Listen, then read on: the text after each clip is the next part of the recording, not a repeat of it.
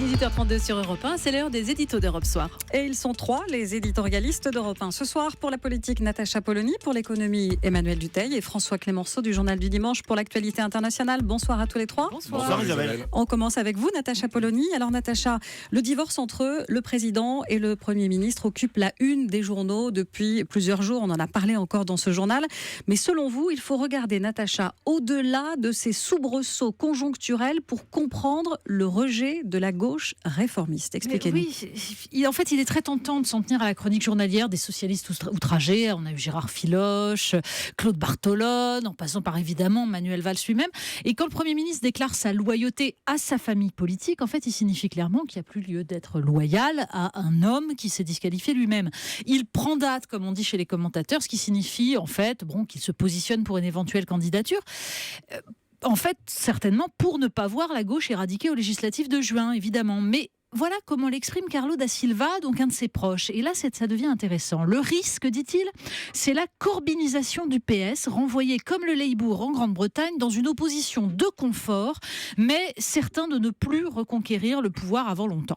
Référence donc à Jeremy Corbyn de l'aile gauche du Labour qui a conquis le Parti travailliste à la surprise générale. Et le message, c'est nous sommes la gauche réaliste, la gauche qui veut et qui sait gouverner. Et même si François Hollande est indigne, ça n'invalide en rien nos choix politiques. Et vous contestez ça, Natacha ?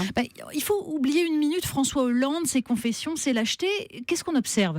Une remise en cause dans tous les pays occidentaux de ce mouvement d'acceptation par la gauche du capitalisme le plus brutal. Il y a bien sûr l'Allemagne de Gerhard Schröder, alors qui pourrait sembler une réussite, mais tout de même, rappelons-le, 12,5 millions de personnes en dessous du seuil de pauvreté. La réussite économique se traduit par un creusement des inégalités. Aux États-Unis, on a eu Bill Clinton, celui qui a libéralisé bien plus que Ronald Reagan, qui a aboli le Glass-Steagall Act, la séparation des banques de dépôt et des banques d'affaires, tout ça en habillant évidemment avec des réformes sociétales. Le résultat, ce sont les scores de Bernie Sanders et de Donald Trump. Au Royaume-Uni, c'était Tony Blair et son New Labour, modèle de Manuel Valls. La City était ravie. Le résultat, on l'a vu avec le Brexit. Et on pourrait citer aussi José Luis Zapatero en Espagne. Dans tous ces pays, on voit un écrasement, une paupérisation des classes moyennes qui fait monter les mouvements extrêmes. Donc le PS ne fait que suivre le mouvement général ? François Hollande applique la politique économique de Manuel Valls, 5% des voix à la primaire de 2011. Politique qui est celle prônée du centre-gauche au centre-droit, une politique d'acceptation des règles du libre-échange et de l'économie financiarisée. Une autre option conduit-elle à une opposition de confort, donc irréaliste, comme le prétend Carlos da Silva ? En fait, on peut aussi considérer que, en termes économiques, le résultat de la politique suivie jusqu'à présent est effroyable et que la hantise du déclassement va pousser les classes moyennes des pays en voie de désindustrialisation à la révolte. Alors ce qu'on ne sait pas, c'est la forme que ça prendra. Du Corbyn, du Mélenchon, du Front National, du Donald Trump. La gauche qui se dit réformiste risque d'être balayée. Alors certes, François Hollande fait figure de coupable idéal, mais ils s'y sont quand même mis à plusieurs. Eh bien, merci Natacha Polony. François Clémenceau, je vous ai vu hocher la tête tout à l'heure. Non, mais c'est juste parce que je trouve ça un peu court sur Clinton. La loi à laquelle vous faites référence, non mais c'est normal, mais la loi en question c'est 99, ça fait 6 ans qu'il est avec un congrès à majorité républicaine et effectivement cette loi passe sur la toute fin de son mandat. Lui qui prétendait incarner le centre aux États-Unis mais certainement pas la gauche, c'est effectivement quelque chose qu'il a pénalisé par la suite. Cette loi parce qu'elle est emblématique. Sur Blair, c'est pas les auditeurs comprennent bien, c'est elle qui a emmené en partie à la crise de 2008. Exactement. C'est en cela que cette loi a été imposée par le Congrès bien sûr, face à un président affaibli. Mais Tony Blair, c'est pas l'économie et le social qui l'ont fait tomber, c'est l'Irak, essentiellement l'Irak.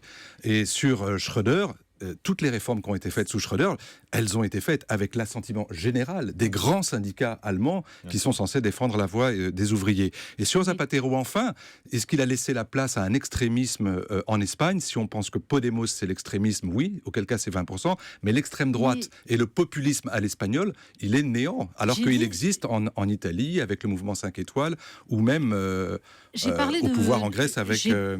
J'ai parlé de mouvements extrêmes ou de mouvements qui étaient contre cette gauche réformiste. En effet, Podemos, pour moi, n'est pas extrémiste, mais pas plus que ne l'est Mélenchon ou Corbyn. Simplement, ils sont classés du côté des extrêmes, que ce soit la droite ou la gauche. On dit en général populiste pour décrédibiliser, c'est-à-dire tout simplement se réclamant du peuple.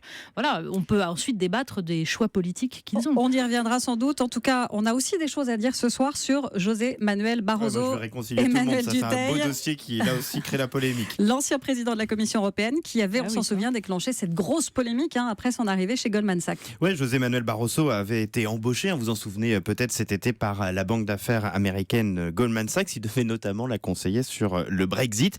Cette nomination avait été fortement critiquée, notamment en France, à cause bien sûr d'une sorte de conflit d'intérêts.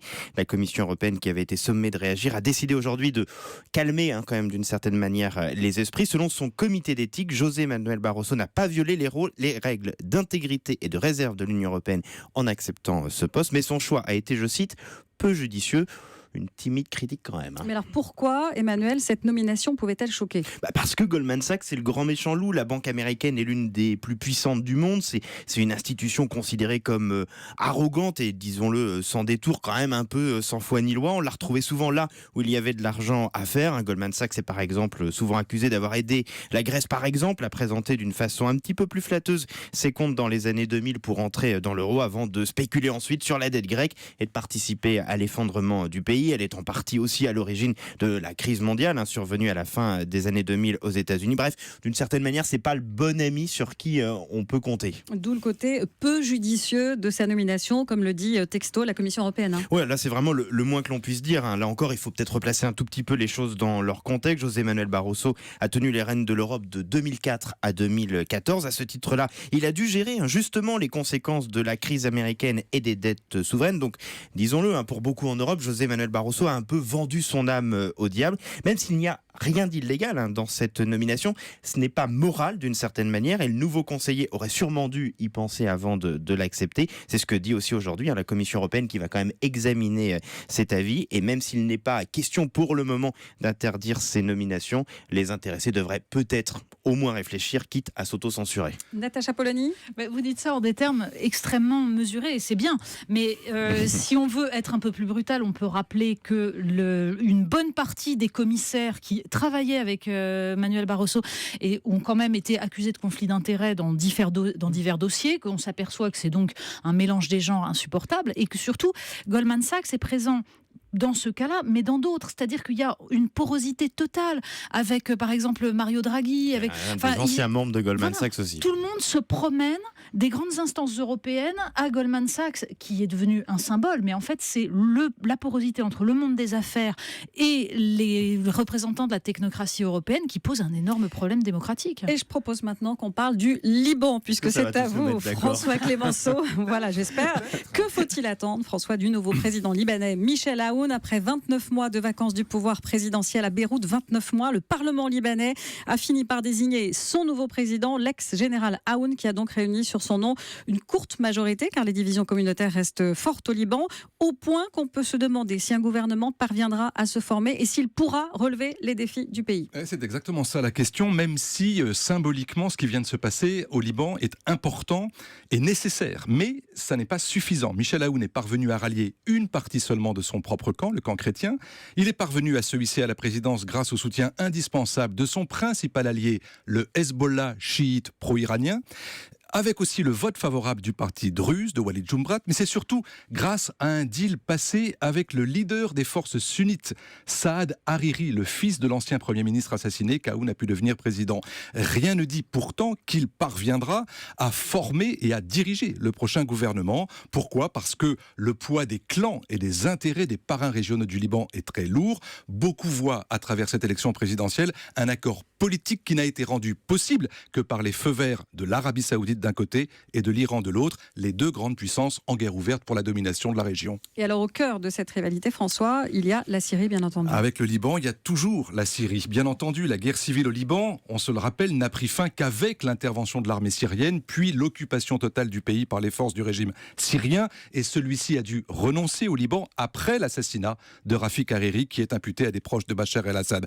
Sauf qu'avec la guerre en Syrie, depuis 2011, et l'implication totale du Hezbollah dans ce conflit, le Liban est donc à nouveau pris en otage. Michel Aoun vient de promettre que son arrivée à la présidence vise à maintenir son pays éloigné du conflit, mais tout le monde voit bien que cette présidence coïncide avec un tournant dans la guerre. C'est la reprise possible d'Alep par les forces syriennes, russes et iraniennes.